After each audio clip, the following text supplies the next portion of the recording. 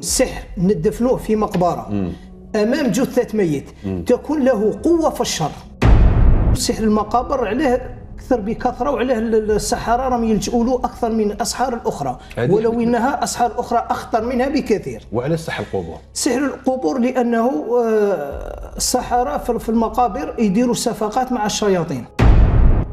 يعني في المقابر فما وين تكون الصفقات، عقد الصفقات مع الشياطين. ثم داخل الجبانه داخل فما تكون عقد، خصوصا المقابر تاع النصرانيين وكذا.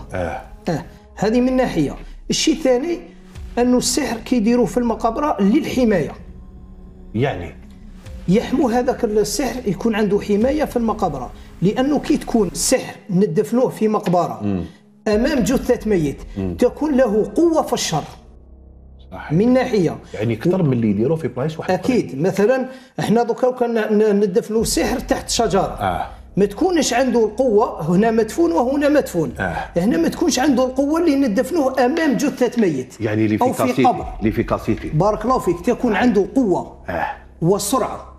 يعني هنايا السحر هذا في عوض اللي يقعد 3 اشهر باه نبدا نشوف هذاك المصاب بدا يتاثر وبدا يمرض، كي ندفنوا في قبر عندي سمانه نبدا نشوف في المفعول نتاع هذاك السحر. يعني تكون عنده قوه وسرعه. سبحان الله. لذلك الساحر يلجأ لسحر المقابر. هنايا وتكون عندهم صفقات، عقد صفقات مع الشياطين في المقابر.